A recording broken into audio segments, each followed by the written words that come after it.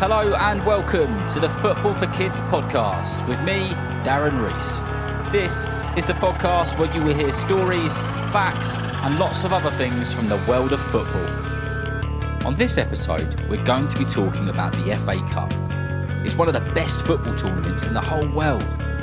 It's shown on the TV in America, Australia, Brazil, Canada, France, India and lots of other countries. Over the years, the FA Cup has been won by 44 different teams. Arsenal have won the competition more than any other team.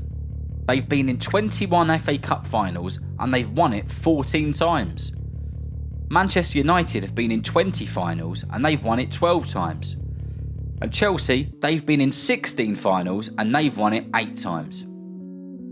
The FA Cup is a football tournament which started in England 151 years ago. It happens every single year, and what's brilliant about it is that it gives the really small teams the opportunity to play the really big teams. It also gives the small teams a chance to earn money for their club and be on the telly. It's a really exciting competition, but it's also really important. There's something magical about the FA Cup. I'm not quite sure what it is, but amazing things happen every year. I'll tell you about the most goals in an FA Cup game in a moment. You won't believe how many one team scored in a single match. First of all, you might not have heard of it before. If you're not too sure what it is, lots and lots of teams who are known as non-league and lower league teams play each other in the opening rounds of the FA Cup competition. You've probably got a team who are local to you who have been in the competition and will be in the next one. The different teams play each other and whoever wins goes through to the next round. Eventually, it gets to the third round and teams from the Championship and the Premier League enter the competition. To decide which teams are going to play each other, every team is given a number which is on a ball. Someone reaches into a pot and takes a ball out. Then, someone else takes another ball out of a different pot. They match the numbers up and announce which teams will be playing each other. I think the third round of the FA Cup is the best because it's where the small football teams get to play the big football teams like Manchester United, Manchester City, Liverpool, Arsenal, Chelsea and all the other big clubs in the Premier League.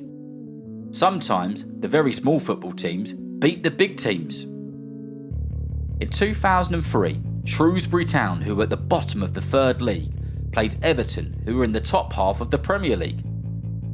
If the leagues were one big table, Everton would have been 85 places above Shrewsbury.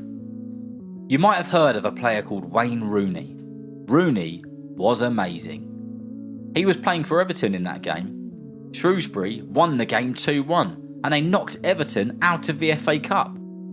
There's been lots of really small teams who have played really big teams over the years, but it's the magical things which happen every year which make it exciting.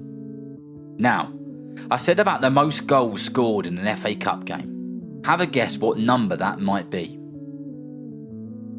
Well, if you've got this one right, you've really done well. So then, Preston North End. They once played Hyde in the FA Cup, and the score was, drumroll please,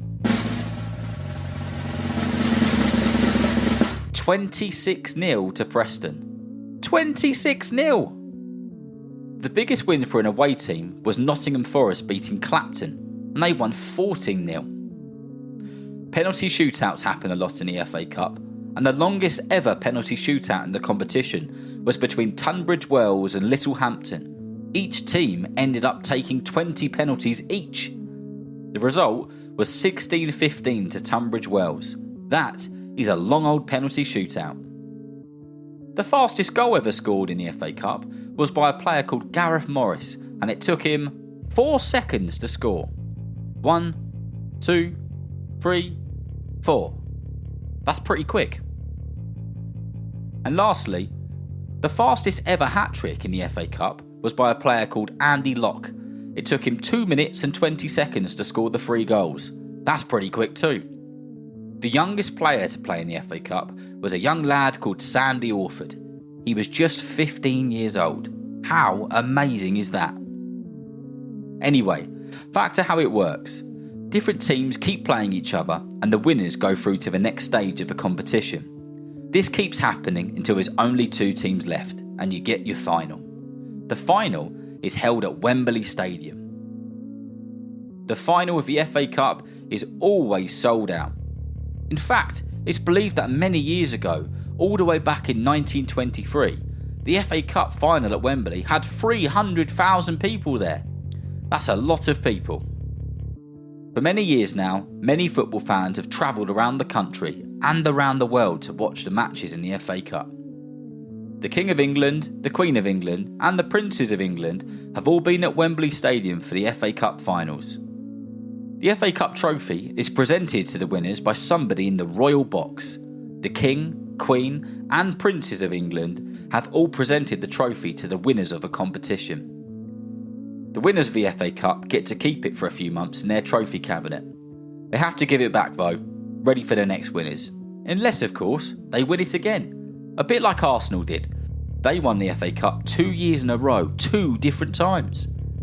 Did you know that the original FA Cup trophy was stolen by a thief and nobody ever found it? Another trophy was made to look exactly the same though. The FA Cup is a tournament that all teams love playing in and fans love watching. It's magical, exciting, and you never know what's going to happen. I hope you've enjoyed hearing about the FA Cup and that you've learnt lots about the competition. If you know somebody who loves football, then please tell them about Football for Kids.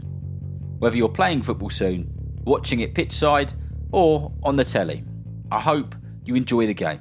See you next time.